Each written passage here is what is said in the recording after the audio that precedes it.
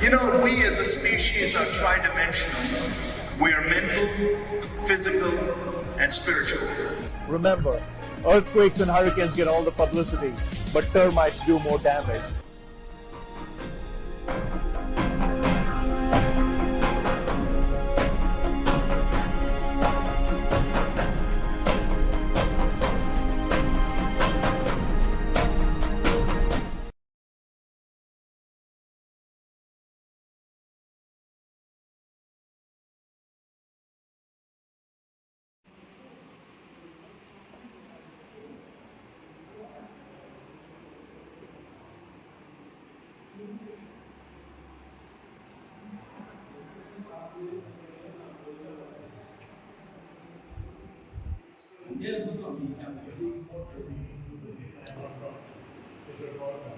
How about you guys?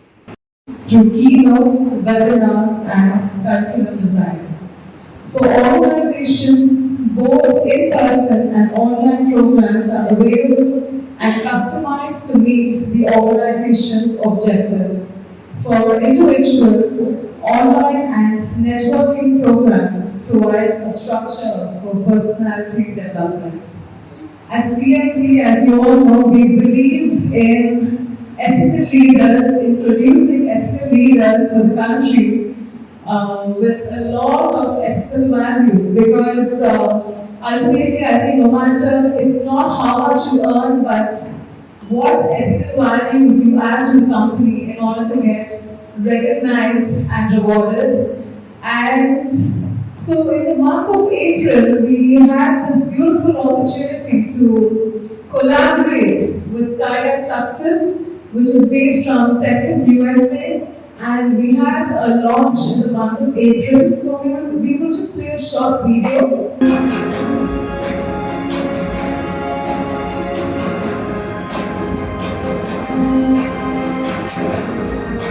Krish, Dhanam, with a huge round of applause. Welcome, sir. And over to you. Deepika spearheading the initiative here, and so pretty much what you see, all the rest is her brainchild. We just offer our faces because we're old. So thank you, Deepika, for what you do and how you do it. You do it very well. What I'm going to do is do something you probably have never experienced in your life, a new brand of transformative thinking. We'll engage with each other, it won't be a talking head. So right off the bat, when you hear the word ethics, what comes to mind? What do you think of when you hear the word ethics? You saw it in the building, you heard it on the, you saw it in the program. So it's a nice buzzword. What do you think when you hear the word ethics? Morally the right thing. Doing morally the right thing, okay? See, he did spontaneously combust. It's okay to participate. He can die suddenly. It's okay. You'll be okay. So, morally right. What else? Being genuine. Being genuine. Being genuine. Okay. Being genuine. Morally right. Good habits. Okay. In ethics, I want you to think of something. There are 3 kinds of basic ethics every human being has to at least comprehend, if not exhibit. C.S. Lewis gives an illustration of ships at sea, and I would like to use ethics like ships at sea. Every ship at sea, and you and I are ships in this ocean of life, working, laughing, whatever. C.S. Lewis says every ship at the ocean has to answer 3 questions. What am I doing here? That's situational ethics. Second, how do I prevent myself from sinking? That's conditional ethics. And third, how do I avoid bumping into other ships? That's interactive ethics. So one of the things is, if your ethic changes situationally, conditionally, or interactively, you may have a problem of Continuity, yeah. So one of the goals is, how do you consistently, like the Joyce brothers said, you cannot consistently perform in a manner inconsistent with the way you see yourself. So every one of us who works has two visions. One is our ideal world that we see in the mirror when we leave the house. And the other is the mask we wear when we arrive in the environment in which we participate. Now, if your natural tendency is you're a social butterfly, but your organizational position requires you to be in the back office somewhere pounding numbers, your mask is huge and you're disconnected. If your natural tendency is you're an introvert, and the organization puts you front and center in client interface, then again the mask is huge. So as we go through this, I'll give you opportunities to discuss amongst yourself on issues, that's why we have the tables round.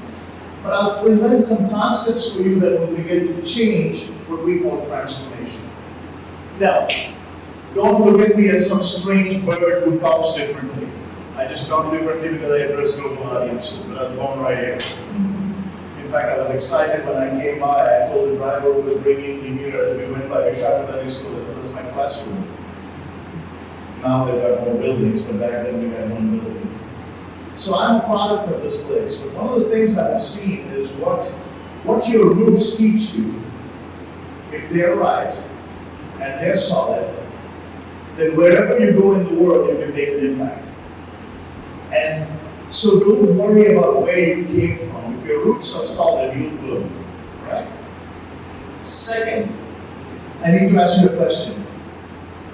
What are 2 or 3 things you want to lead with? Now I'm going to give you a clarification. Even though we started 20 minutes late, we're going to finish on time. Because I know nobody cares if we start late. Everybody's worried we're going to keep you late. We won't. I'll make the adjustment, that's my job, and we'll get you out of here. My goal is not 2 at least, that's the plan. And if all of you leave before that, I'll stop. Alright, so what are some things you want to learn? Maybe 1 or 2 things so I can keep it at the back of my head as I'm presenting the concepts. What do you want to walk away with? You're giving a total stranger 4 hours of your life. Nobody wants to learn anything? Yeah. How do you do the right things persistently? Consistently. Persistently. Persistently, okay? How to do the right thing persistently, okay? So there's an old adage that was planted to me when I first heard these concepts by my late mentor, Mr. Ziegler. He said the best way to actually do it is to create this little rhythm in your mind. Be it a job, big or small, do it well or not at all. Your word is your bond. If your word's no good, you're no good. What happens is we are very characteristically confident about the big projects. And as a result, we falter in the small things. And that's important. Going back to the ship analogy, it is much easier to turn a small yacht on the ocean than it is an ocean liner. So actually, you can make greater impact if you perfect the small things. The big things will take care of themselves. So being persistent consistently requires you to be persistent in discipline. So Sybil Stanton wrote a book, which I'd encourage you to get, and it's called The 25-Hour Woman. The 25-Hour Woman. It's a leadership book. In that, Sybil Stanton said, discipline is not on your back, needling you with imperatives. You want to do that. She came up with a very key concept. See, the overarching principle of ethics is this. With integrity, you have nothing to fear because you have nothing to hide. With integrity, you have nothing to fear because you have nothing to hide. And if you don't have that fear, you can persistently and consistently put your best foot forward. Now, going back to her definition, unless you have a daily ritual that is non-negotiable, the first sign of trouble, old habits will creep up. So, something has to be a non-negotiable in your life that you can keep as your anchor point. Whether it's the time you get up, whether it's the first call you make, whether it's the time you break up something, you have to have a pivot point from which you revolve. But what happens is, because of the fleeting nature of how we live, the devices that consume us, we are wandering generalities, when transformation only takes place when you're a meaningful specific. 97% of the people in this world are comfort zone thinkers, which means they're good, they're honest, they're tax paying, they're law abiding. 3% are effective zone thinkers. They change the world. Now you want to be a globe changer, you want to be a world changer, you have to start thinking like a 3%er. The Walt Disney Corporation puts it this way: nobody remembers normal. I'll give you an illustration, and I've shared this before, but this comes from my friend Janet Rush, who ran a company called Strawberry Communications, and she did customer service training for any of the big brands you can name, from AT&T to Walmart. Janet says that when you go to a grocery store to buy a head of lettuce, like cabbage, a head of cabbage, the first one you pick up and look at it, thump it, bump it, squeeze it, smell it, put it back. The second one you look at it, make sure that it's still round, put it back. The third one you put in your basket without any scrutiny. And Janet surmises that you can go through life being the third head of cabbage. Someone will pick you. But to be cabbage head 1 and 2, you gotta muster. You gotta show something that's different, saying, pick me, I'm here. So there are only two kinds of people in an environment that can transform the environment. One is the person who walks in saying, here I am. This is a maverick. This is a take charge. My friend Ravi is like that. When he walks in, when Dr. Ravindra walks into the room, he commands attention. He's a maverick. He's always been a trailblazer since a child. I'm probably to a different degree that way, but I do command attention because I take over, I initiate conversation. Now the other side of the people are what you call the Mother Teresa's. They also are game changers, but they are there you are. I'm going to be behind, but I still am formidable, but I'm a there you are kind of person. If you're not a here I am or a there you are person, if you're not serving someone else or you're taking over, you're a spectator. You're a 97%. Now, you're saying, wait a minute, that's harsh. No, we're here to change not just 3 hours of thinking. We're here to transform the way we perceive ourselves in the world. I'm comfortable in any country I said it, even though it's the first time I've been there. I've never been a stranger, I'll initiate conversation. By the time they take me from the airport to the hotel, we're lifelong buddies.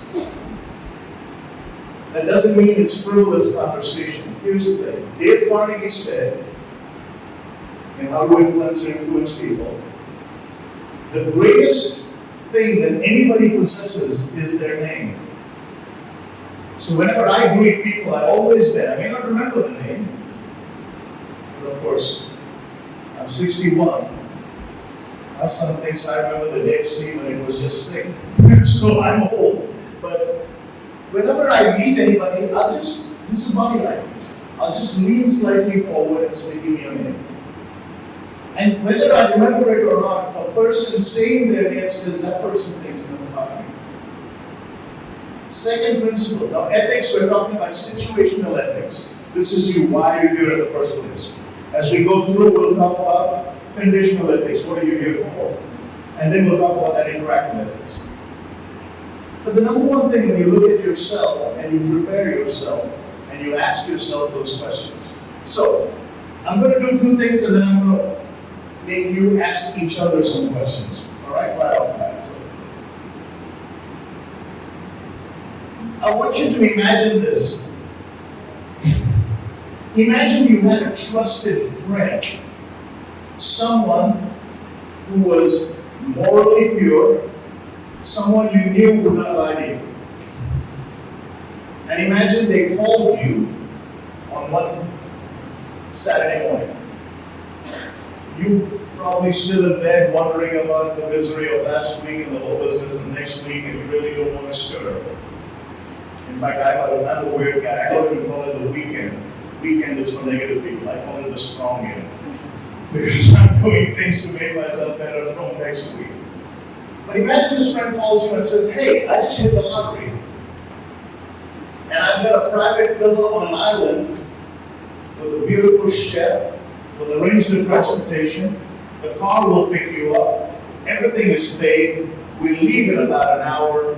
We'll come back on Tuesday evening. You want to go? How many of you think you'll be ready to go? One person. How many of you are not going to raise your hands no matter what the question? Okay, now we got that. I'm looking at me like I'm from Mars. So, most people in their mind who are committed and said, I'll go, have their ducks in line. Those that say, I need to think about it, are actually saying, I need to get this done, this done, this done. Can I get it done in an hour? Because I'm not going to pass it the moment. Now, I'm going to flip the equation. Your friend's not going to win the lottery, your friend's not going to call you. If your friend wins the lottery, you'll probably leave. You see you. In fact, there was one guy who won the lottery and he called home and he told his wife, I just won the lottery. I need you to pack.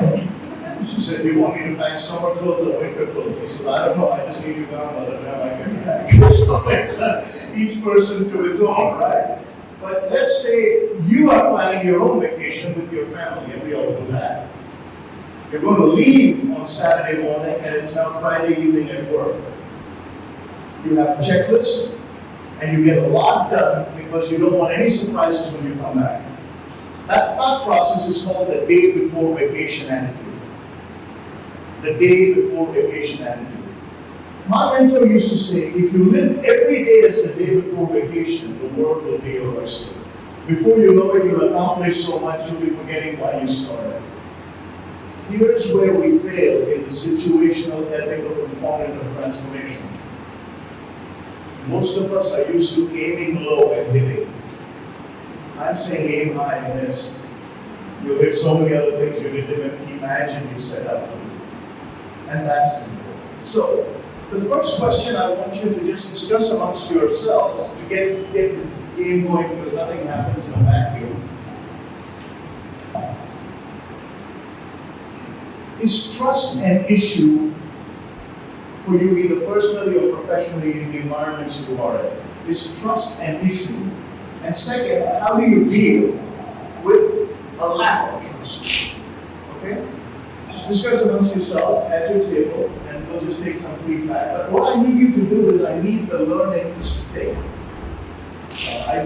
Otherwise, what happens is just hearing someone ramble on. So first question, is trust an issue? Now, if I get an overwhelming feedback that no, you guys are all trustworthy, you leave your doors open at night and your jewelry in your garage, then we'll move on to something else. Okay, but let's ask ourselves this trust an issue. So just take about maybe 5 minutes to discuss amongst yourself. We'll take some feedback from the group, all right? So on the first question, is trust an issue? What are some responses you got? Yes, no, maybe, who cares? Yes. Okay. So what I want you to do is, before we answer the second question, I want you to create a formula for trust, and here's a good formula that I use. See if it works for you. It's a quantitative. It's trust equals. So trust equals the letter M and the letter E over the letter T. Trust equals M-E over T. What does that stand for? Met expectations over a period of time. M-E over T. If you can consistently meet your own, each other's, and someone else's expectations over a period of time, you become trustworthy. One of the simplest ways to get on that radar is close the communication loop with you digitally to less than 6 hours if possible. Now, I live in a different world in terms of the 10-hour difference, but odds are most people who send me a text will get a response much faster than anybody else will send them a response. And that's just to happen. I'm going to present for you a sequence, and then we'll dive into the second question. Every thought you've ever had since you were born manifest into your way in which you form ideas of the world. Thoughts, ideas. Ideas manifest into habits. Habits collectively become behavior. Behavior reveals character. Character shapes destiny. So the very way you think alters the outcome. And unfortunately, 77% of our thinking is of a negative nature. Coulda, woulda, shoulda, hesitation, guilt. If I'd been born in the right decade, on the right side of the tracks, to the right parents, with the right education, and the right intellect, I'd have made something of myself. We would have been there. The reason the world has 8.2 billion people and we're not all clones is the automatons don't have any fun. So, I don't think a group of robots in a factory are wondering if anybody of them is happy. You're not designed to be a robot. We're not designed to be automatons. So, second question, how do you deal with conflict? What do you guys call it? How do you deal with conflict? By not answering questions. So, you talk about the same question? No. Yes, no. How do you deal with conflict? Anybody? Just, yeah. Keep saying, you don't need to stand in my hand. I think I'll sit and talk things over. Sorry? I'll sit and talk things over. Talking it through. Yeah, okay, very good. We'll give you a coaching model to talk you through. It'll help you with your kids, it'll help you with your spouse. But I said we are our own worst critic, unless you remember. Then that comes with a package deal. But talking it through, absolutely. Second, go ahead, someone else. How do you deal with conflict? Yes, sir. You understand the reason. No stand. Yeah. You understand the reason. Understand the reason. So here's a pivotal part in that interactive ethic. The difference between reacting and responding. Reacting has no data. It's an impulse. It's a shout, it's a gasp, it's an exclamation. Responding is positive. It takes time, it evaluates, it analyzes. You went to a doctor, and the doctor told you to take medicine. After a week, what they gave you was a dosage. After a week, when you went back and the doctor said, your body is responding. Good. But the doctor said your body is reacting bad. Reaction is always negative. Unless it's in a chemistry lab, and then nobody cares. I didn't pay attention to chemistry. I mean, I was an outstanding student, always standing outside. But other than that, there was no real joy in my life. But in fact, yeah, at Vishal Valley School, I spent all day eating outside the principal's office, so not that far back, little memories. But reacting and responding, we do it in our communication. When we get to communication, I'll explain that to you. Sometimes we ask ourselves, how many of you have ever sent an email with the wrong tone and wish you hadn't? Honest enough to admit it? Yeah, we all do it. Remember this, if you want a second principle on her word, persistency, remember this, in the world we now live in, the lights are always on, the camera is always rolling. If you go to an interview in the morning and say something nasty about that employer that afternoon, you're done. You're done. So stay away from faceless look. I mean, you guys like to call it Facebook, but it's my pet peeve. Everybody's hiding behind their real face and not with a real look. Social media is fun, but the agony is never digital. The tears are real. So I'm off everything. But LinkedIn is not the only place I create a profile, and then I demand to have a YouTube channel, and that I don't want. Rather than merely once and forget it. The reason is about 3 years ago, I was getting an overwhelming amount of pushback on things I thought were generally acceptable.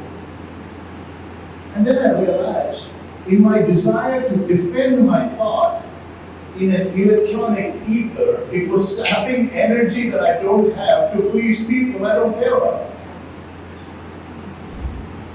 In fact, that's where we are as human beings right now.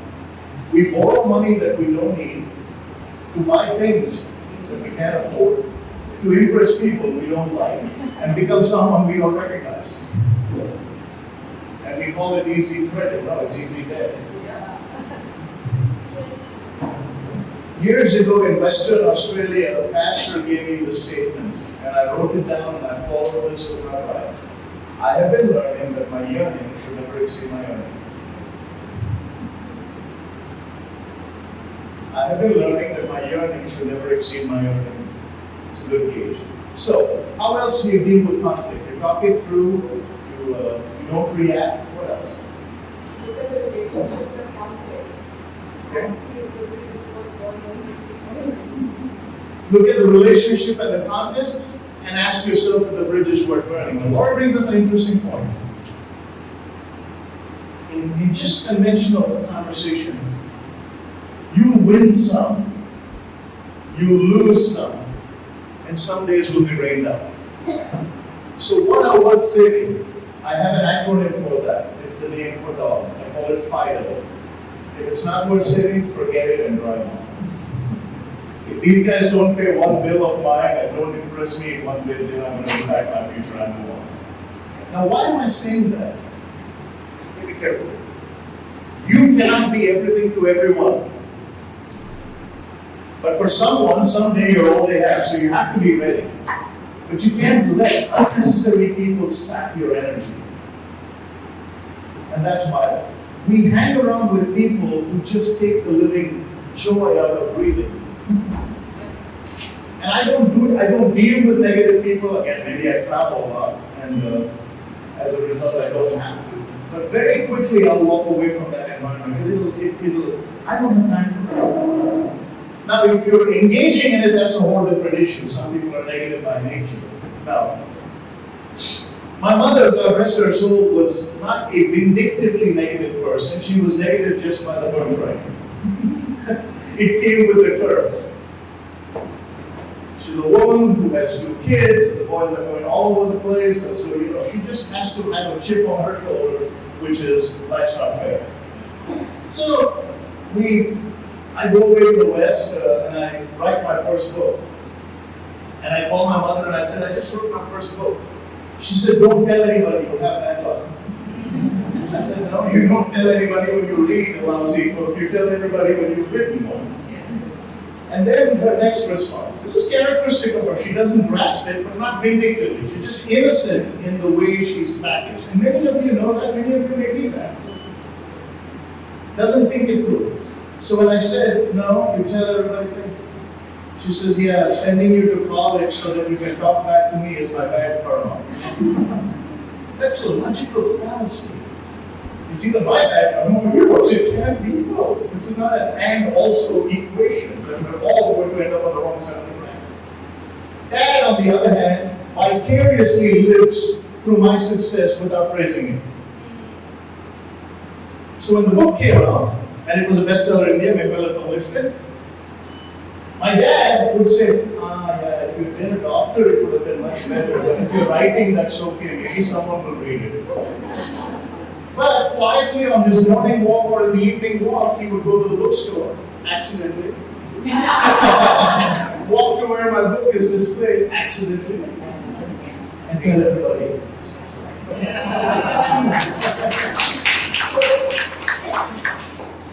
Pride that is selfish pride, false pride, is vanity. But a healthy self-pride that is inbuilt, that is built on the premise of integrity, that's saying, I have planned, I have prepared, now I legitimately have earned the chance to win. I have planned, I have prepared. False pride is, I deserve it. And we see a lot of that. People who walk in and demand respect just because of hierarchy. That's okay if you feel you can get away with it. But you're getting away with it not because the other person wants to. You're getting away with it because they can't afford not to. So you ask yourself, now you're saying, wait a minute, how does this work? Remember, 3% thinking. 97% are bad people. 3% thinking is odd. It's like, how do I bust the barrier? Eric Hoffer, a change agent, put it this way. He said, in times of change, it is the learners who will inherit the earth. While the learned will find themselves beautifully equipped for a world that no longer exists. Sometimes we finish here. We have people very accomplished here. They're in faculty or in administration. You get out of school and it's sometimes easy. You'll never get out of life and it's never easy. Formal education ends with a degree. Informal existence begins after you graduate. And I truly believe, as Karl Marx said, none of us can go back and make a brand new beginning. But all of us can start now and make a fantastic ending. None of us know how many years we have yet to live. But all of us can determine how much life those years have. See, when you meet people who are afflicted with terminal conditions or with conditions that alter their lifestyle, you feel for them. That the really good ones make you feel better, saying, I'm okay, except for this. They make you feel better. That's a sign of a leader who doesn't ever want your sympathy, but through empathy makes you look in the same direction. What's the difference? Sympathy is when you have a problem, and I come to you and say, I have a problem. And you say, oh my God, you think you have a problem. Wait till I tell you about mine. Now you've got two people with two problems singing, I know it's kumbaya, that's an issue. Empathy is built on an old sales technique. I know how you feel. I used to feel the same way. Or I know how you feel, I felt the same way. Here's what I found. 97% of the people in this world are looking for a solution. And all we have to do is give it to them. Now here's the other side of it, which will surprise you. Most people with a problem don't want their problem solved. You say, wait a minute, that sounds weird. No, they like the attention that comes with having a problem. Yes. Oh wow, it's like people singing amen.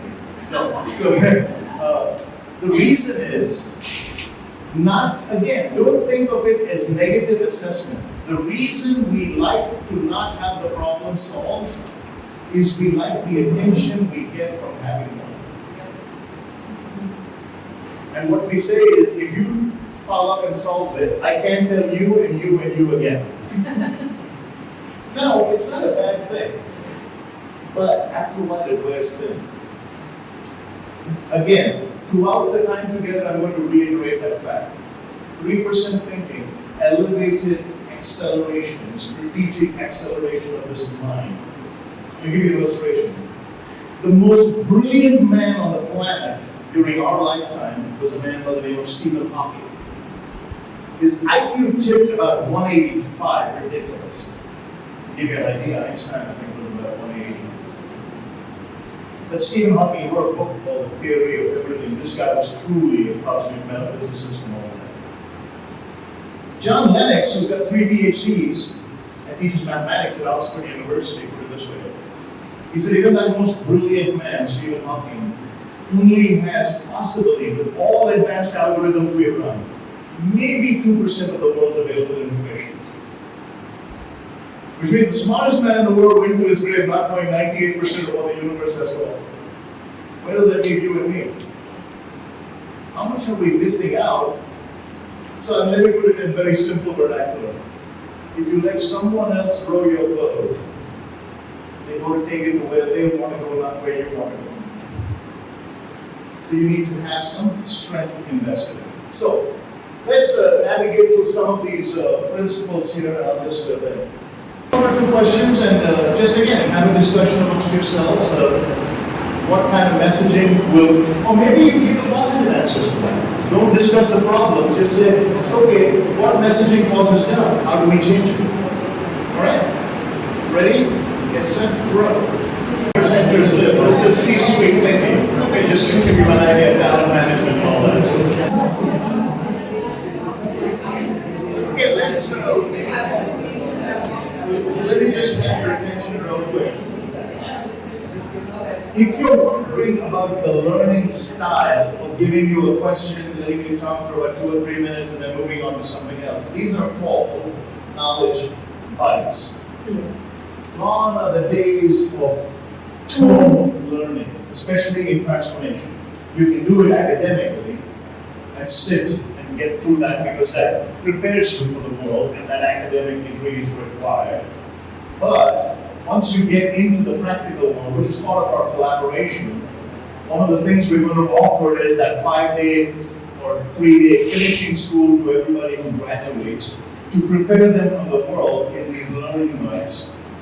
Imagine learning communication, sales, service, leadership development, transformation, strategic planning, and having that on your resume when you go to the interview saying, and by the way, all these skills have been taught to the likes of Marriott hotels, and that's my career, that's where I deployed it. But the reason for these learning bites is, it's shotgun learning, having a bunch of different things and something will hit. But you're not going on one long narrative. Second, we are now in an app world. Everybody, after 3 clicks, will move to another app. Because after 3 clicks, they charge you. Or after 3 games you play, there's an ad. It's by design. There's nothing for free in this world. In fact, the age-old stories about the king who asked his subjects, he said, I want you to go, as minister, I want you to go far and wide into my kingdom and find the truth of my land. And the guy came back with about 1 chapter of stuff that the people had said about the truth. He says, too long. They came back a little later, 1 paragraph. He said, still too long. He said, what's the truth of the world? They finally came up with 1 sentence. There ain't no free lunch. That is the truth of the world. If there's a person to prepare and a passion to pursue, there's always a price to pay. Why not you? Why not you? So in these 3 clicks or less, you need to connect. So do you have that kind of a communication? Laura teaches communication with this group on an ongoing basis. Keep watching for that so when her next class is announced, sign up for it. But how do you prepare for that elevator pitch? People often ask me, what do you do? I said, whatever it is, it's got to be illegal. I'm having too much fun. That's earned me the right to a 2-minute conversation. In 2 minutes, you can get a little more deliberate. That now earns you to the right to the 7-minute resume. But we are so happy with the content that we have amassed that the moment someone says, tell me a little bit about yourself, vomit. It's like, let me tell you about you. Let me tell you about where I was born and how I came. Nobody cares. In personality styles, when someone asks you for the time, they all want to know where you got the watch. So you have to figure out what style of communication works for you. What I'm offering is a neutral option, regardless of the word phraseology. If you're an influencer person, you'll use amazing and surprising and all of that. If you're an analytical person, you'll use proof and facts and depth. If you're a relational person, you'll use goodwill, steadiness, longevity. If you're a direct person, you'll say now, here, when. Whatever your style is, you need to have 3 quick hits to be relevant. Otherwise, you're the third LLS. Now, that's transformative thinking. Now, one of the questions that was asked is actually at the bottom. So before we go there, let's talk. What are some things you discussed in your group and came up with? Because I just gave you the questions to pick on your own. I didn't give you the question. But what are some things you hung on to and talked about? Everybody's used to interacting, looks like. Did you notice it was time for change? Okay. When did you notice It was time for it was change. time for change? So what did you guys discuss?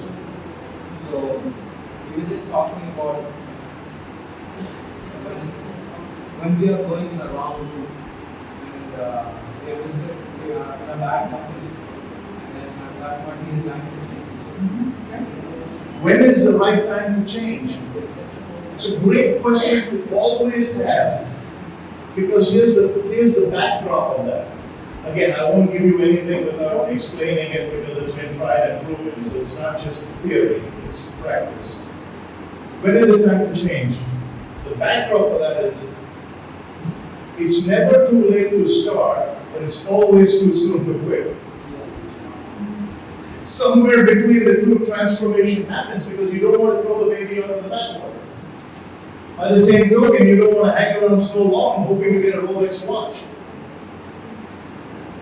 When is the right time to change? Now here you get me. The only person who loves change is a baby in wet diapers. Just about everybody else struggles with it. Nobody likes change. Change is stressful. That's sort of bankruptcy.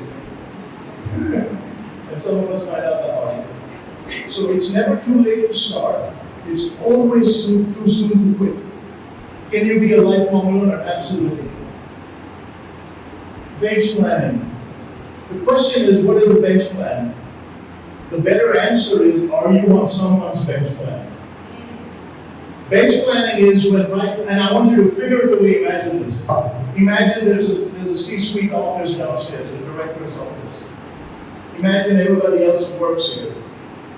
The aspiration for something begins outside that. There's an imaginative bench in every organization's hierarchy where the organization is looking, are people stepping up? Which means, do you enter someone's mind as a possibility for the future, even without the position being available? Again, we're content driven, and I'm asking you to be intent focused. In the world we live in, content everybody has. Even when I talk, people can Google my stuff to see if what I'm saying is real. And if I quote somebody, you want to find out if that person is real. It happens in my talks as I do it. That's instant. So I cannot rely on my content, which will often be called in 4 seconds with someone Googling it. All you can manufacture, muster, and master is your intent, which is real. Communication. Second, when you look at, after bench planning comes talent management. So I remember, this was probably before, my first book came out in 2005, so 3 years ago, so it was 2002. Mr. Ziegler, in a session like this, closed for our office, he says, what's your plan? I said, well, I want to be a writer. Now this is 3 years before I wrote it. So he says, good. But 2 weeks later, in my inbox was a registration envelope for a seminar on writing in Atlanta, Georgia, along with airline tickets and a company's best wishes saying that we've secured this position for you. Go for 3 days, everything is being taken care of. We hope what you learn will help us together in the future. Now, I hadn't written anything, I just expressed a desire. But why they sent me was I was already on their bench. I was already on their talent. What are you asking your superiors that doesn't exist? Or are you always debating what isn't? Now you're saying, sometimes I have to live in the reality, of course. You know, the right is the spice of life, the monotony buys the groceries. You need to deal with the basics. But the reality is you don't want to wear out yourself by majoring in minors. We make mountains out of small things that don't matter. Tomorrow, yesterday ended with last night. Today is the first day of the rest of your life. Stand in front of the mirror every day and say happy birthday. That's the easiest way to live. Now, so that's an important thing. If you look at inspiring a transformative vision, if you have a team, I'm going to take the dysfunction of a team, and then we'll go into the next component. But if you have a team, that's a good place to start. Questions for your team. If you are an individual, you're a student, and you're looking, that's a great place to start. How do I get on someone's radar with talent I may not yet have that I need to acquire? And would they be willing to either tell me about it or sell someone else on it for me? Your internal champion. Now, here are the words you need to write down that will encapsulate all of this. By the way, they're recording this. If you need it, we'll provide it to you, and we'll give you back at the end. So we'll give you what we're going to do in the interim between we do it again. But FSA, Future Skill Attitude. What future skill do you need that you need to generate an attitude for it now? Future skill attitude. So, if you want to be an astronaut, you need to immediately start going to veterinary school. Unless you want to be the monkey that sent space. Have some semblance of reality. Don't just do something, don't just sit there to get there. Sit there to arrive more informed. India has just overtaken China in world population. Let's say somewhere in India there's a woman giving birth every second. We're trying to find her and tell her to stop. But that's all it's not a noble thing to exceed another country in population when you see what that country has done in the same number of years. Now remember, they are in a totalitarian regime. Now we're completely upset the apple cart. But they have some mandated regulations in what their children will go through. Control. Ask. We may not import those, we may not impose those, but look around the world and ask yourself, what is someone else doing with the same set of circumstances and making it? How does someone go from sub-Saharan Africa and become the Secretary General of the United Nations? People are doing it. For everybody leaving one place going somewhere else, someone is leaving another place coming here. Why not you?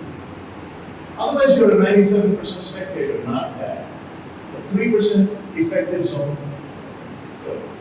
Any questions for me on this? Something you want me to go over again? Something you want me to wish I never said?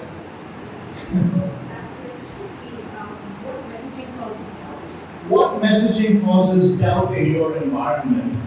There are two kinds of messaging and two kinds of environments that this stems from. Some environments cannot handle anything positive. I'm not talking about the family unit. And maybe even in the family unit, it's just husband and wife case.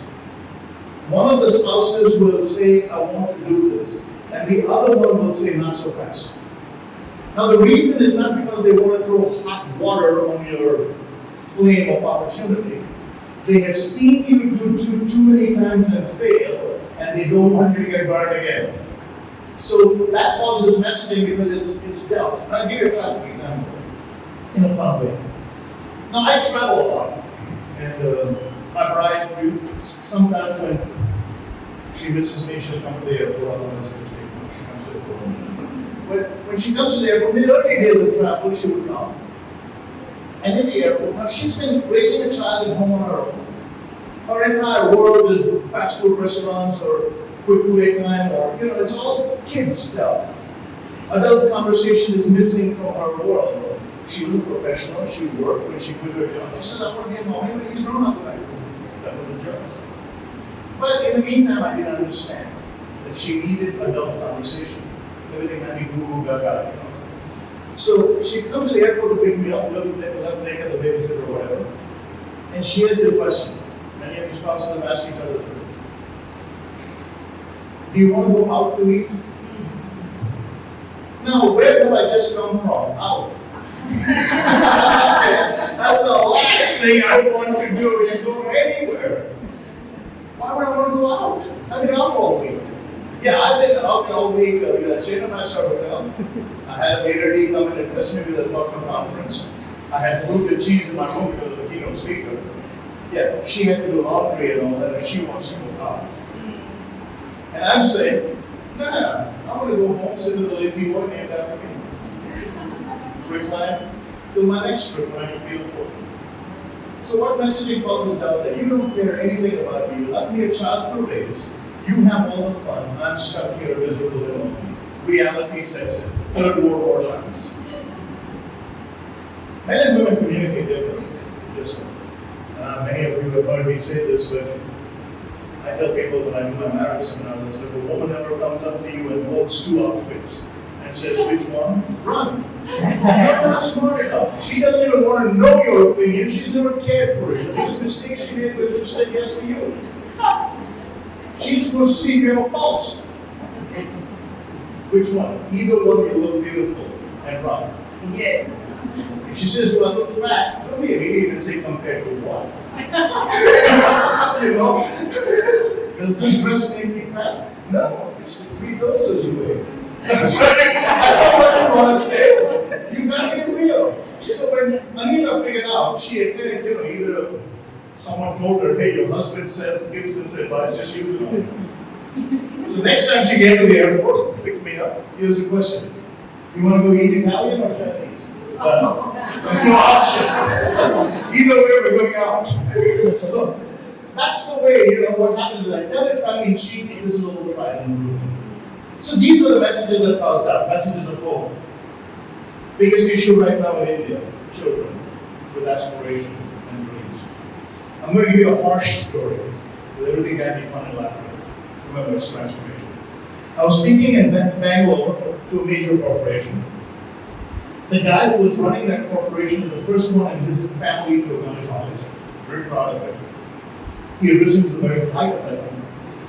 He has 3 German cars in his driveway. These are his trappings. His daughter, for some reason, they were not connecting. He says, can you talk to my daughter? I said, I don't do counseling, I'm a motivational speaker. My natural tendency is to believe what the last person told me, so I make a horrible counselor. But I said, why'd you bring her in? I have some of my friends listen to the hotel lobby. She's all maybe 15. He says, now tell the uncle what's your problem. A girl of 15, going through all the physiological changes a lady will go through at that age, wondering if she'll always look like that. And this guy is saying, tell her. I turned around and said, what do you want to do? She said, I'm going to be a writer. What do you want to write? I want to write mystery thrillers and psychological dramas. I said, medical or conspiracy or national security? Her eyes started lighting up because I was entering her world of imagination. She's going to change her mind about 14 times before Saturday. The father looks at me, then looks at her very sternly and says, how come you're talking to him and you never talk to us? She said, he asks, you tell. He asks, you tell. I'm not an expert in communication. All I know is that when you question people, this premise comes about. People do not care, never have, how much you know, until they know how much you care about them. Otherwise, don't ask a question. And majority of the time, when we ask a question, we don't even want the answer. Sometimes we're afraid of questions because we don't know the answer. So that's the thing, you have to gauge yourself on which end of the spectrum. Now, I'm going to introduce another class. So first, are you having fun? Yes. Okay. You tell me on the breaks and all that. What we set up for tea? What time? Another 15 minutes? Huh? No. You call the shots. You tell me when to shut up. I'm her biggest fan, by the way. Besides her. Patrick Lencioni wrote a book called The 5 Dysfunctions of a Team. One of the things I encourage if you have teams, pushing people through it. I have access to that curriculum. We bought it for one of the companies we work with. So we'll make sure it's available in a PDF format. If you need some kind of a nudge, I'll do some kind of a Zoom coaching that gets you through the 5 dysfunctions of a team. Now, the primary dysfunctions of a team, the first one we already covered is called lack of trust. Okay? Lack of trust.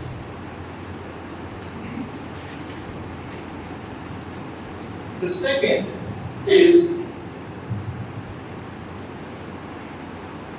lack of commitment. Lack of commitment. Lack of commitment. Then, attention to detail or accountability, basically both of them are the same. Accountability or detail. One of the others we already talked about is then the fourth is the inability to address conflict. So trust, accountability, commitment, conflict,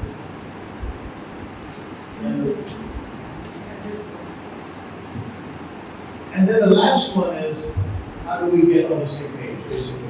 Inability to get on the same page, inability to focus. Now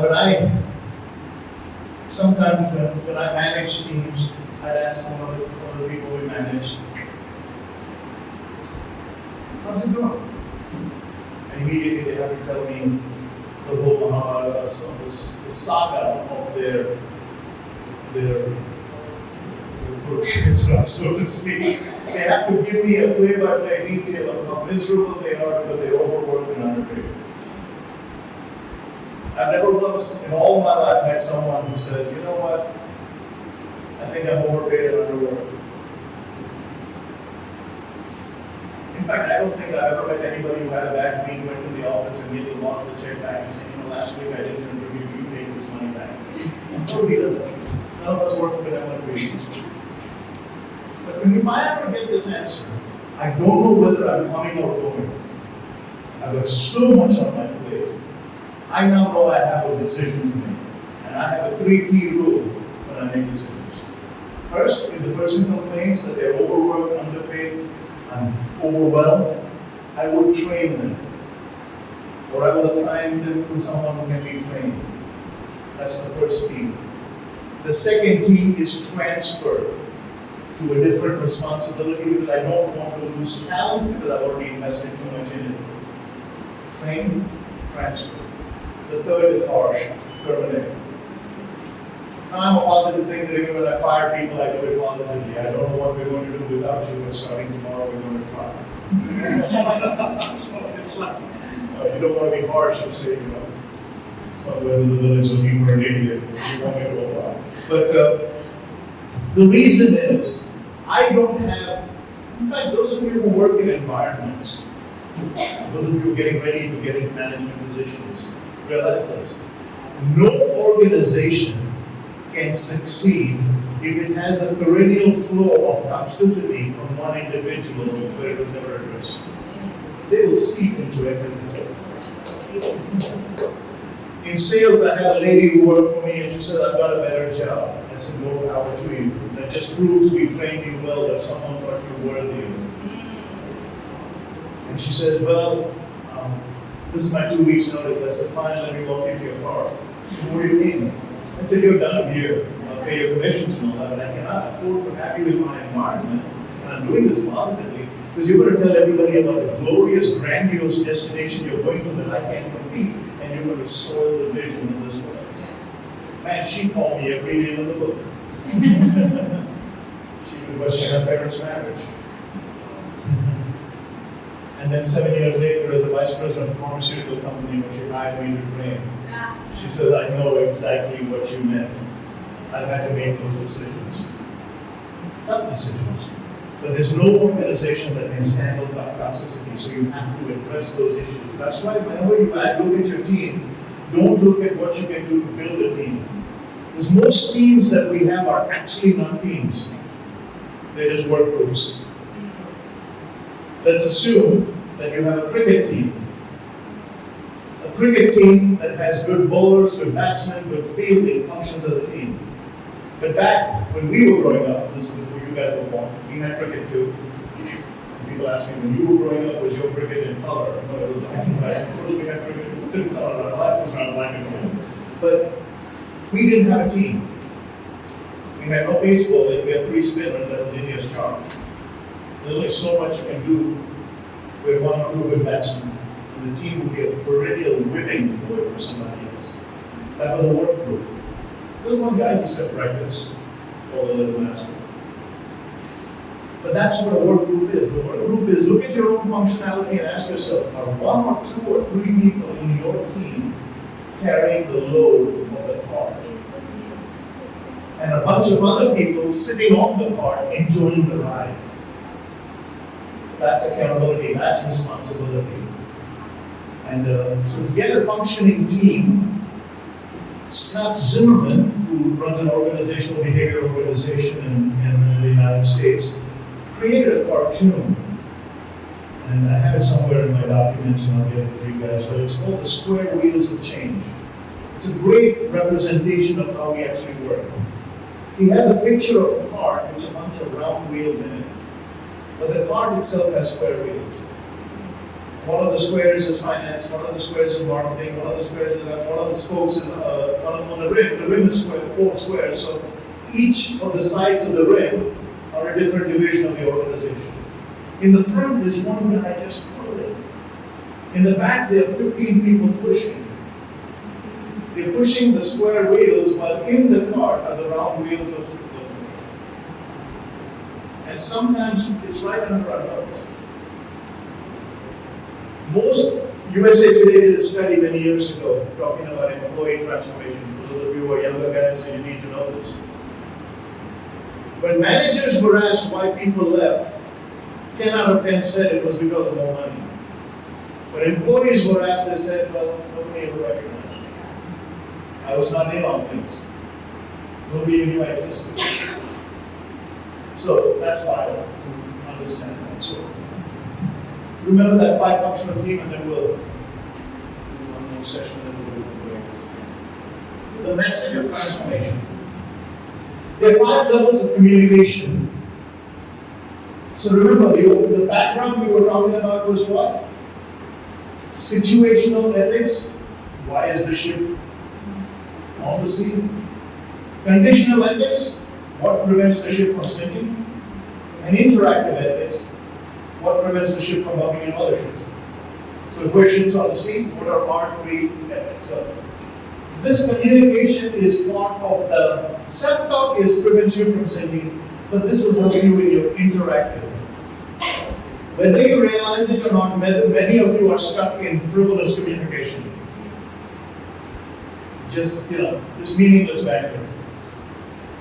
And I get it a lot when I try. I do not think anybody does this maliciously. They just do it because somewhere in their mindset, it stopped at habit. It just stopped at habit. It's my habit to work. Whenever I arrive in India, here are the standard questions. If you don't ask me, I usually answer this way. Yesterday, 17, 11 days. When did you come? When did you leave? How long did you leave? Everybody asks the same question of somebody who got on the plane. If you go to a foreign country, first question, first time? What difference does it make? Is this your first time here? No. I just come and stand here often. We do that when we go to the movies. Came to see the movie? No, just a different person. Again, let me introduce my bride, who sometimes asks these kind of questions. Come home one day, soaking wet. Is it raining? No, we took the fish for a walk.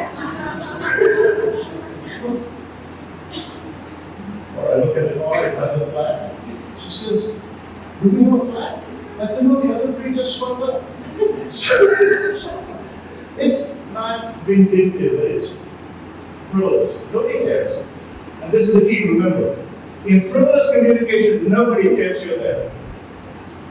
It's meaningless banter. How are you doing? Good morning. How are you doing? Fine. Okay. Good. Under the circumstances. I've never met anybody over the circumstances. Everybody's under. Nobody, yeah. So if you come to me and say good morning, I say sure it is. I deflect because I don't want to be stuck in the water. In fact, in Canada, there's a sign in the winter that goes up. The smaller cars try to get into the tracks created by the bigger vehicles so that they can stay in the groove and not skid. We've seen in Germany too, they have that thing. So the sign goes up and says, be careful of the rut you choose. You could be in it for 60 kilometers. And most of us live lives with a grave with its ends just taken out. Frivolous. Just dancing through the motion. Change that. So second is factual. Even factual doesn't advance anything, but in factual they react because of it. Frivolous, they don't care because of it. Factual, they react because of it. The fun in transformation begins in feeling. Feeling is when IQ and EQ meet. Your intellect and the emotion required, because it's never a monologue, it's a dialogue. And if you want to get to feeling, start listening. In fact, for the Walker's Club, the next article that I wrote was on listening. Listening is voluntary. It takes effort. Hearing is involuntary. No sound vibrating on the eardrum.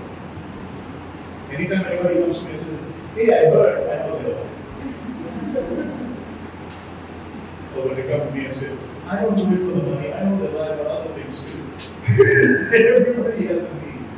But feeling is where fun enters the picture, because EQ, you don't care. So in feeling, they respond.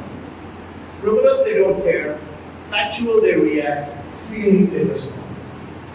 Now, fellowship is probably as far as we'll get. None of us may get the freedom. But fellowship communication, and this is for those of you in leadership positions, and those of you managing teams, fellowship is when people continue to perform because you were once there without a second set of instructions. When they continue to perform because, so here's the thing.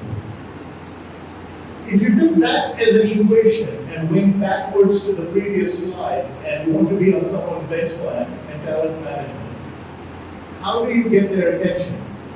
If you want them to experience fellowship communication with you, if you're the recipient, here's what you do. Even if you don't know how to do what they have asked you to do, don't go back and ask them how to do it. Find out from someone else and at least present part of the solution. Because if you keep coming back to them, you will never get on their talent management because they do the job themselves. So if they have to tell you again, then it's not working. The best way to not get them to tell again, let's flip the equation and say their instruction was not clear. Here's the problem. If you go back and say, I didn't understand, you're actually challenging the original thing when they thought it was clear. And in the ethics of it, you have to now play a mind game. How do I go back and ask them a question about what they just told me to do and make it look like the clarification they're giving was originally their idea? After you asked me to do that, I was thinking about these two things that we mentioned last time. Is this a place where we? Number one rule in communication, if you want to be a 3%, if there's a problem, say I. If there's a solution, say we. If you just follow those two edicts, people will say that's surprising. You stop playing the blame game. Have you ever noticed people like to find fault, like someone's hitting a robot? The guy sitting next to me on the flight, we're all the blame, why can't they go? You see, I looked at him and I said, that would have been a really interesting question to the pilot asking. Because other than him, none of us have the answer. It would be when he's ready. She says the door is closed and he says, ladies and gentlemen, that means you have a chance. As long as the door is open and the guy with the yellow jacket coming off, don't attack. I've flown enough to realize that it can end badly. Like I did in Dubai, I was around for about 4.5 hours on the plane. Don't ask questions that you don't want the answers to. And don't ask questions that make you look like I can't believe what's behind your home. Right? So fellowship. Fellowship is when they continue to perform. I was sharing with Vijay that Mother Teresa was in that category. She had a succession plan and a bench plan with Sister Nirmala for almost 20 years. And when Mother Teresa asked him, forget about that. Forget about the accusations and all that. Mother Teresa, Nobel laureate, and she's the saint. You find bad things to say about her, with the warm place and that. But that's a whole different issue. Look at Sister Nirmala. The day Mother Teresa actually took over. Now, why is that important? Because if many of you, some of you were not born, but many of you would not pay significance to that week without the same treatments as Diana. And vacuum, the people's princess, the clearing of landmines, the saving of children, the AIDS in Africa, all of that stuff. There was personality. Personality-driven mavericks may end up at feeling and still get you to respond. But true servant leaders, true ethics, people who truly believe. So, give freedom. So, and then fellowship. Last is freedom. Freedom is when you don't care what you say because you speak the truth. Now, you can only get there when you don't care about the results. The world we live in is very fickle. It'll judge you quickly, it'll take away stuff from you. So if you're in that situation where you still have to make a living, you still have to earn those things, you may not appreciate it. I don't think I'm there yet, but I probably am as close to being carefree as I don't care. In fact, I tell you, when I finish, some of you will like me, some of you won't like me, and some of you will steal my jokes, because that's despicable. I can't do anything about it. But I'll still let my bride love her and I'll go on to the next occasion. Here's why. You can cancel my presentation, is what I do. You'll never cancel my day, it's who I am. Once you get to understanding that what you do is different from who you are, you begin to unleash creative purpose. And that creative purpose will be. Now, freedom is a very interesting thing because it's an overused concept. But at least try to get to fellowship. Definitely to feel it. Don't be in a position where people are reacting. Be in a position where people are responding. But if you can accentuate the positive, what you need to do is be in a position where you can get them to perform persistently for a long period of time in absence. Now, as we go to break, I want you to remember two statements. Stop playing the short game. Start playing the long game. What does that mean? Short term leads to quick fix. Long term leads to voluntary change. You will change on your own accord if you play the long game. Short term, you'll be coercive. Let's take a break. I work with a lot of counselors in terms of, not that I need them, I work with them. How many counselors you need? Totally. And one of the things they tell me is that the hardest part to get to is that overcoming that initial trust of unburdening yourself, saying that.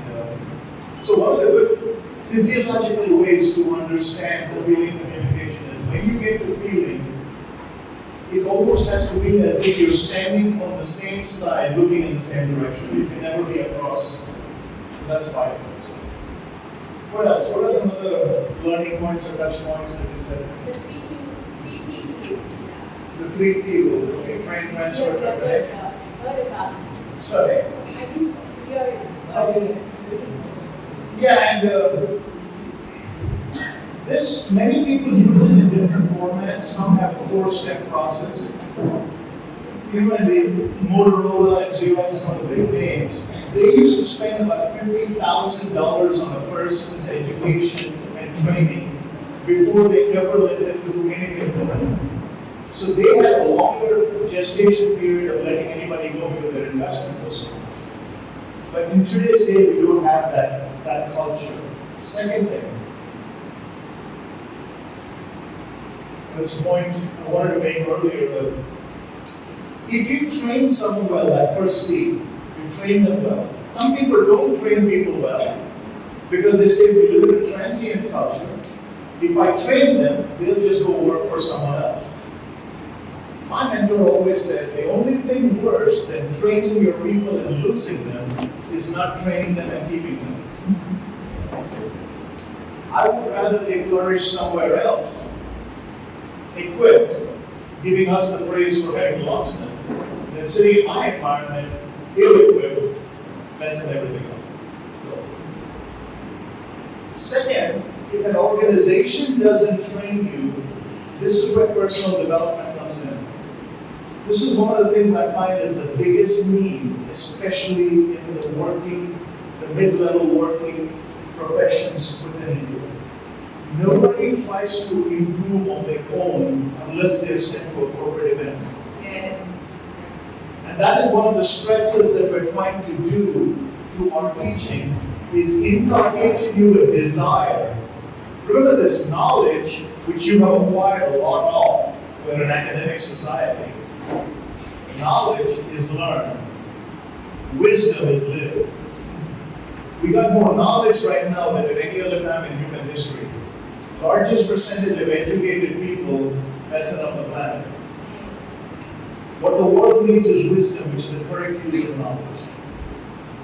So if you're a teacher and you have that academic prowess, Emerson said, if you're going to pull me up, you better be on high ground. which Joey Harris said, otherwise the day will come when by the sheer weight of our numbers, we will drag you down. So if you don't equip people by instilling in them the desire to learn, they become that stagnant pool. And if you don't take them up, they'll drag them. And many cultures fall victim to this. Now, I'll give you a classic point. American Airlines used to have a daily direct flight between Chicago and Delhi. This was back in 2005, 2006. I think I did that 30 times. In America, on American Airlines side in the US, they usually have maybe 2 people, possibly 3 people working a flight. Mechanics and all are on the ground, they're not working the flight. When I trained American, and I asked them, why did you stop that flight? They said it was a profitable route in terms of the fact that many people took it. Many Indian engineers going back now, even though the business class with all upgrades with people who use their management, still our coach went forward. It was a profitable flight. It became economically not viable because we had roughly, I think he said 106 people employed in the Delhi office to deal with one flight a day. I mean, literally, there'll be one guy standing. Where are you going? Chicago. Yeah, go talk to her. And she'll say passport. You look at the passport and say, okay. Now, the reason is we're a labor-intensive market. Because India is still a manufacturing economy. Service companies have figured out how to get other people to do the job and charge them more for the privilege. So we've been swiping our own cards and printing our own voting cards and all for eons. But in India, you walk up to the Hyderabad airport and everything is automated. This actually gets an award for being the most brilliant. There's a guy sitting there punching so your ticket comes out. It's like, how lazy are we that we can't even punch our own ticket? Or we need another person because otherwise he'd be unemployed. I err on the side of the second because if we have a labor economy, we have to keep those people employed. So we create more work than actual work. And as a result, multiple people. Now we're doing it for the right reason because we want to give employment and otherwise they'll be. So that's a shift you have to ask yourself if the world doesn't work that way. So people will have, when my mom first came to America, she looked at me like, you clean your own toilet. Of course I do. She was like, that she started playing the card of, how can you do that? That's someone else's job. I said, no. I ate, I went, it's my job. It's like I did all the input. I'm moving up, but it's just as simple as that. It's supply chain reaction and complicated. But that's the difference between labor economies and service economies. Now, India will always be a labor economy because of cost of labor. As a result of that, we'll always be a manufacturing economy. But advancement never happens in the manufacturing sector on the shop floor, unless you're the engineer, you know what you plant management. You're going to be a widget guy.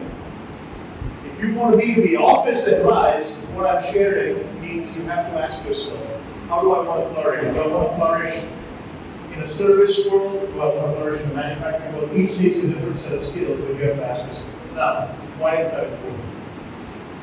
The next point. Transformation thinking means not locally. I want you to think globally. Don't think of how you would succeed in this wall. Ask yourself, as a result of this wall, is a possibility to get a teaching fellowship, to go on a research tour to Stanford and write a paper and come back. Why not?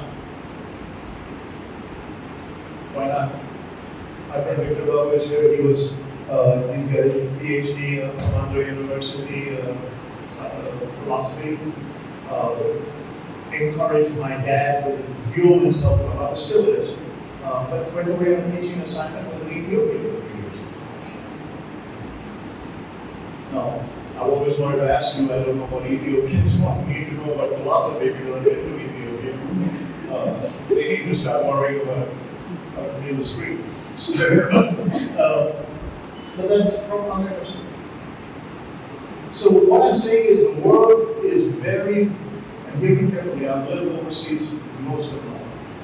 The world is very, very appreciative of the Indian subcontinent's intellect loyalty, and discipline. If you tap into that, you'll write your ticket. You have to think extrinsic to the circle you're in, not intrinsic. You have to think, how do I get propelled out of here and use this? Now, I trained a group in Zimbabwe. They have a scholarship program and all that. And they give you a scholarship. This group primarily deals with kids who one or both parents have died of AIDS. So they're orphans.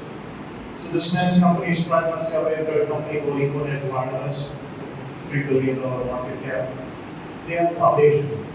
So they'll give you a full scholarship to go for 4 years to school in America, with only one goal. You have to come back and at least serve 4 years in Zimbabwe. You can't fly with them. So the brain drain is one side, brain drain is only one side because the lure, the bait is more on the other side. If the bait was equal on this side of the world, go there, but we'll take care of something for you, we'll all come back. And many people are returning. Many people are coming back now because they find that the opportunities exist here that never existed when we were getting our school. I mean, when I came out of business school in Hyderabad, I went to work for Novopan Industries, 1,500 rupees a month. My territory was BHCL, and I would ride a scooter every day carrying samples of briefcase. It's just a weird world, but much more opportunity here. Think extrinsically, think globally. Now, case in point, and this is why we are proud of our affiliation, why my friend always bet on me. I told him when I was in school, I'm going to rule America. I told him when I was in school. I said, nobody can steal my dream, they can't either, I'm going there. In fact, when he introduced me, that's all he said. He doesn't talk about all stuff. He said, this guy told me he was going to do it, he did it. I teach this seminar, versions of it. Communication skills classes where I teach people to stand up, I teach some presentation. One full day, no video. Charge is $995 per person. I only take 15. And I only do it 3 times a year. 100% of my audience is white. That's not bragging. That's telling you it works. I went like anybody else, but I figured out. Now here's how. I want you to picture this in anything you do. If success is there, don't stand here wondering if you belong. Don't say, well, they had a silver spoon. I got a bronze shovel or whatever. Go to where success is and just hope that by sheer centripetal force you're somewhere. If you're on the periphery of anything that is game-changing long enough, you'll be on the edge. They'll take you. It's the law of the universe. Now, how does it work? It works twofold. Don't look at the mountaintop where you need an experience. Transformation. We all want the mountaintop experience. I want the house on the mountain, I want the picket fence, and I want, all that stuff. Look back to where you came from. Bring enough people to where you are, and on their shoulders they'll take you to the mountain. Never forget origin if you want to conquer destiny. So I have a philanthropy part of our organization. Half the year I work, half the year I go serve. Literally. And this is no joke. For half the year, I don't charge anybody anything, Sub-Saharan Africa, Eastern Europe. But for the half the year, I have learned enough skills and an assessment that I think you can work on. Is it doable? Again, not bragging, practical. Are you willing to give up 6 months of your life to go help someone less fortunate? Mr. Sigurt's principle, which is emblazoned on my training room wall, is this. You can have everything in life you want if you just help enough other people get what they want. But that has to be a philosophy, it cannot be a tactic. You cannot say, I'll do it for them, expect something in return. You just need to do it. Okay?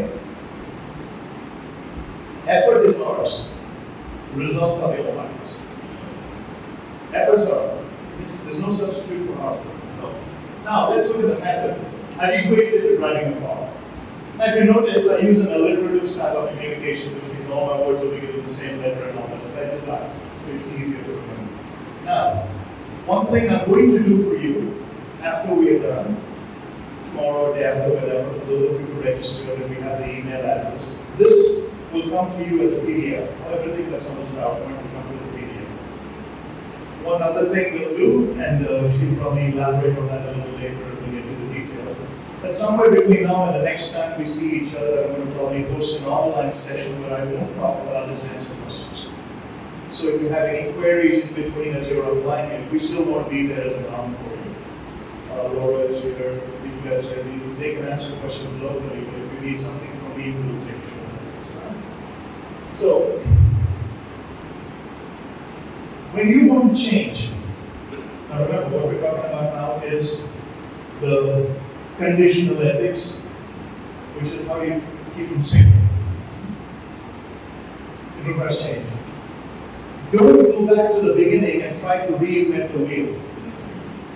If life was a scale of 1 to 10, and at 5 you have some discomfort, don't think you have to go back to 0, that hurts.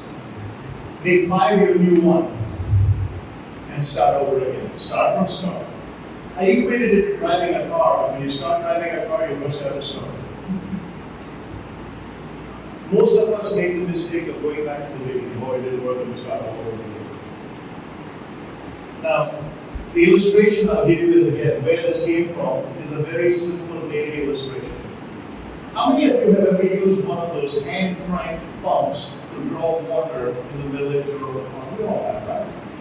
Mr. Ziegler made a living. We carried that pump around the world. He had actually a pump that we mounted on a table to illustrate this principle, and it was put in a big metallic suitcase with foam and all that all over the world. And when I saw it for the first time, that a guy in the West was using that, and I remember a couple living outside of my father's, where his sisters used to live, and I was, they were actually housed in a temple with little widows. My aunt would ask me to go get water, and I had to go get water for a bath. But this pump, the principle, how many people around the world have been liberated by this? This was in a book called Biscuits, Please, and Pump Handles that became secret of God. It's so powerful. Here's the illustration. When you first need water, you have to start hammering. Now, the deeper the well, think of the metaphor. The deeper the well, the cleaner, the sweeter, the better tasting the water. But the deeper the well, the more initial effort it takes to come up. You're cranking, nothing happens. You're cranking, nothing happens. You're cranking, nothing happens. And then you give up, grab the water, it all doesn't stop. But once you get that thing to flowing, all you have to do is maintain a steady, easy pace, and you have more water than you know what to do. That's the principle. And I don't know how many people, just that illustration, think about it. A farmer who stands in front of the crops and says, well, I didn't plant anything this year. Somehow give me a bumper crop this year, and I'll work harder next year to sow more seed. The kid who comes home and says, or goes to the teacher and says, teacher, I did study this year, but if I take a failing grade home, my mom is going to skin me alive. Why don't you pass me this one time? I'll study more next year. What we say and expect to be true is, reward me now, I'll come home later. The universe works opposite. Perform now, and I'll reward you later. Very simple, but we don't get it. Now, here's the interesting thing. We've all studied advanced degrees, and we've got engineers here, we have chemists here, we have scientists here, we have academicians here. We want, in our academic pursuits, we study a lot. But in life, for some reason, we made the disconnect and we think life's problems are complex. And we want them to be complex. Here's the weird part. We want them to be complex. Because when we fail, not if, we can blame the system, the process, the school, the curriculum, whatever. By admitting to yourself something is easy, you forfeit the right to complain. By admitting to yourself something is easy, you forfeit the right to complain. And that's the process. So once you start, there's automatically a shift.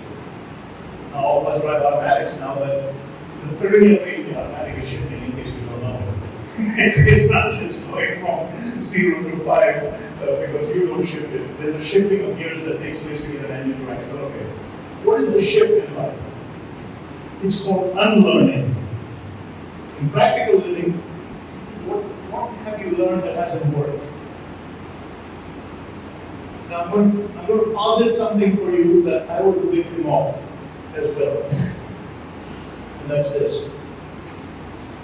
If tradition is your only formula,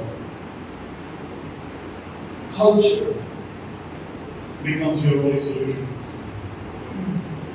If tradition, parampara, is your only formula, it's always been this way. You can't change it.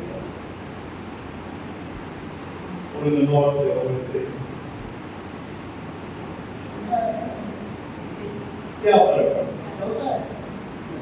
what we are saying is, I can't alter the status quo.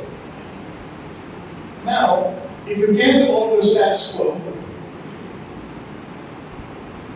you're basically an idol. In fact, one guy named Brian Tracy used to put it this way. He said, if you don't do anything in life, it's not good. At least set yourself on fire. Other people will want to watch you. Don't do that literally, but it's just like that. I put it this way. Just because you hold your breath, the universe doesn't suffocate. 80% of the people in this world do not care that you and I have a problem. The other 20% are really happy it's us. 100% don't care. You know? In Hindi, they're saying, "Log kya kahenge?" 40 साल से दूर हम कौन है ये लोग? And they're also looking for their one aim and put they don't even know you're alive. Or my cousin sister called me from Jersey. You never fall.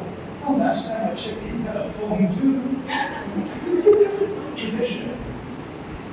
It's one-ended. Now here this is a practical. It only takes one hand to snap, but it takes two to clap. That's worthy of a clap. It's a subtle way of getting some recognition. No, but think about it. You're not an island, you need support. We need other people. So here I'm going to introduce you to the next thing, steering. You can only steer through life effectively if you follow this principle, which is called the law of the inner circle. Who is in your inner circle? My inner circle, my bride, my son, my parents, my in-laws, my best friends. If you don't fall into that category, I'm not going to change for you. You have not earned the right to criticize me. What you earned the right is to correct me. If you correct me, you're giving me a great privilege. You're allowing me to go learn a new skill so I can come back and try again. You be careful. People in this world outside of your circle have a right to refuse you. Do not ever give them the right to reject you. They don't know you well enough, they don't love you. But we give everybody permission to reject us. Look at it. My mother was a traditionalist. And she would always have stuff that made no sense. And when I asked her, where do you get this ridiculous concept? When I was adult, if I had asked her that as a youngster, she wouldn't reply, which would be non-verbal communication. So I asked my mom, where did you sit from my mom? And I was like, for some reason, don't run around with that stick, you'll poke your eye out. Do you realize it is physically impossible to poke your eye out? You can poke it in. You poke it out, right up around the stick up to your nose. Oh, my dad is in the middle. Now this is going to hurt me more than it's going to hurt you. Oh, why don't you go smack yourself and leave me alone? Why am I getting the beating? Makes no sense. Now that's tradition.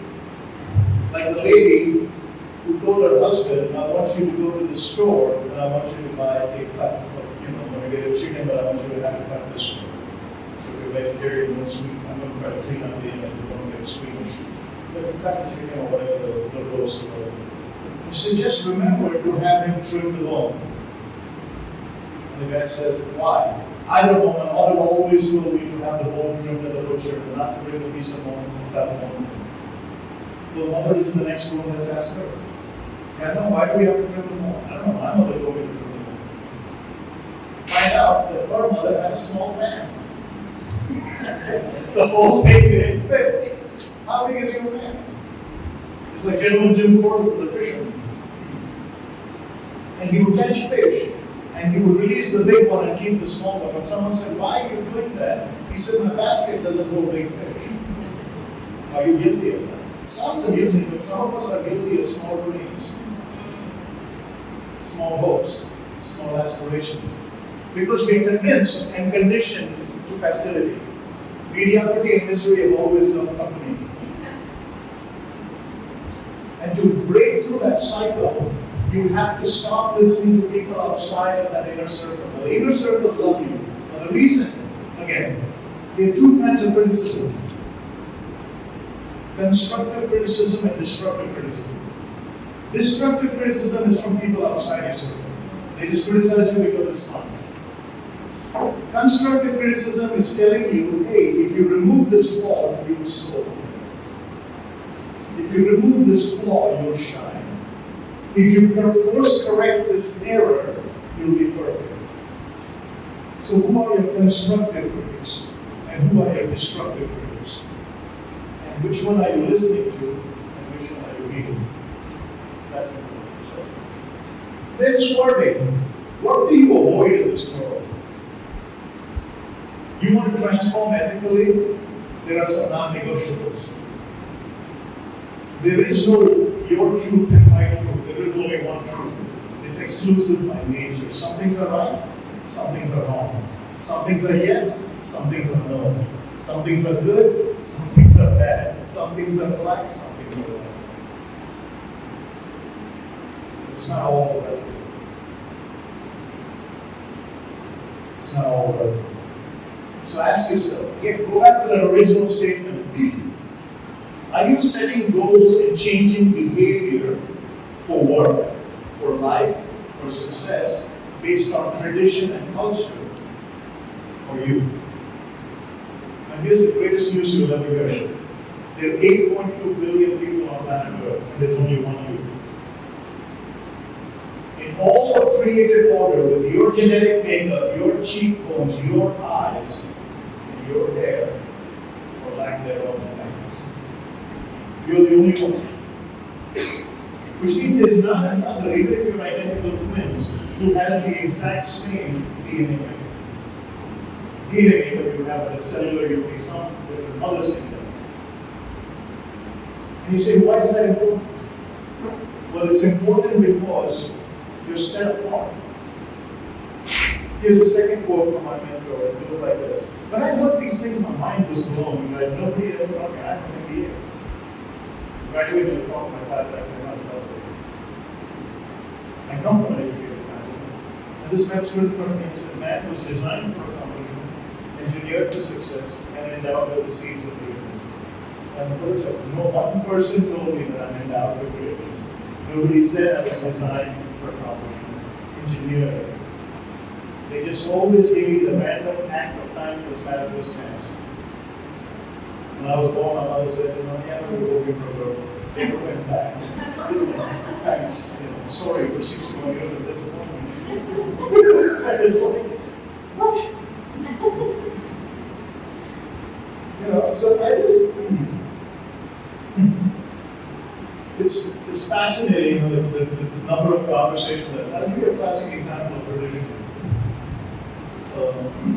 Some of the folks have heard me before, I've heard this illustration. My mother has never been a lady. You look at your own makeup, tradition, and culture, and you're raised here as a girl, and you're aspiring to integrate, to navigate, to motivate, and to master. And tradition is giving you a whole set of instructions, while the TV is telling you a whole different set of stuff. You know your role. My mom was married to Pop at the age of 14. Came to live with him at 15, brother at 17, me at 20. No chance that she has an elite grade education.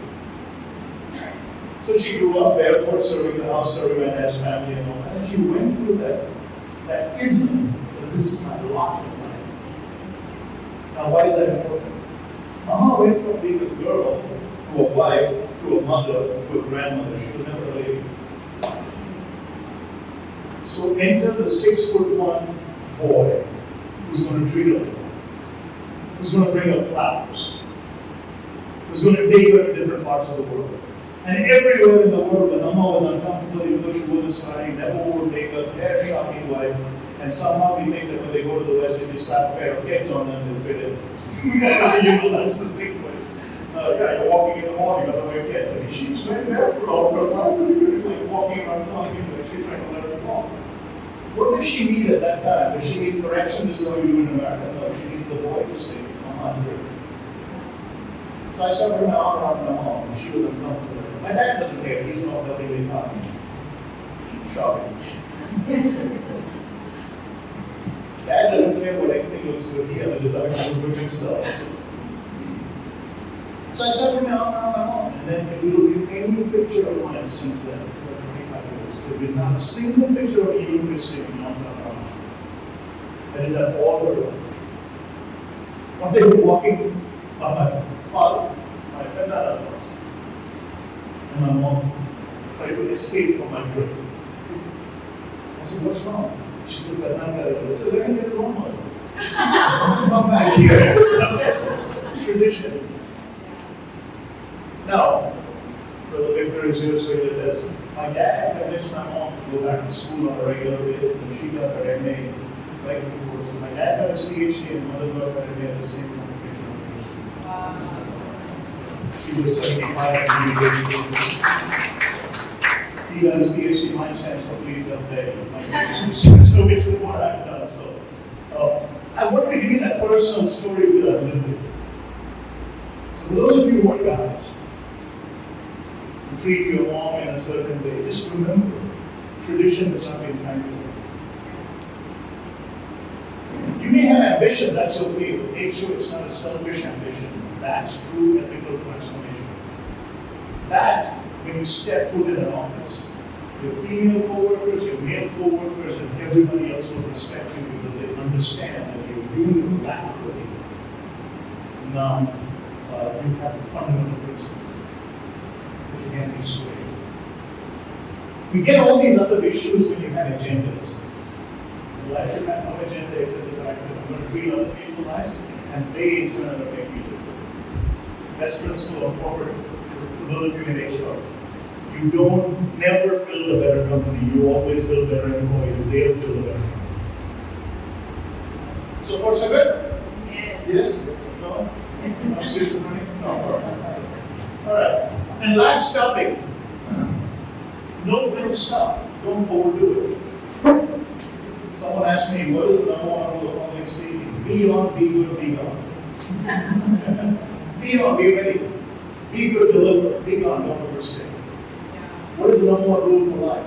If you want to succeed, just remember these 3 pointers. Everything you do has a starting point. Everything you do. Learning a bicycle, learning swimming, reading a book, finishing a degree, publishing a course, treating a patient. Everything has a starting point. Everything has a finishing start. And everything has a timing point. If you follow that fact, that there is urgency in everything you do, it will work out. Alright, let me put you guys in groups for something real quick here. This will take a little longer. What I want you to do is huddle up based on everything we've talked so far, and come up with a 4 or a 5-point value proposition for your table, saying, hey, based on everything we learned, if we did these 5 things for the next 21 days, we'll have true transformation. As a group, you have to agree on it. So you volunteer saying, I think we need to do this, we need to do this. But just come up with 4 or 5 things in your group that if you incorporate it as what we call a value moment. Remember this, value is in the doer, it's not the deed. Again, a misnomer of tradition. Our tradition has told us that the things we do are what matter. No, it's the person who does it that matters. Value is in the doer, not the deed. Intrinsic value. So find out 3 or 4 things as your group saying, hey, based on what we heard, if we did this 4 or 5 things, would the next 21, after 21 days, would life be transformed for the better? Right? Do that, we'll reconvene and we'll get the most. Every situation and every person said, being true to yourself. Okay. To be true to yourself, accountability in every situation, and what was the first one? Value the time. So just going back, what do you think can go wrong? So now let's play angel's advocate. Negative people play devil's advocate. So I want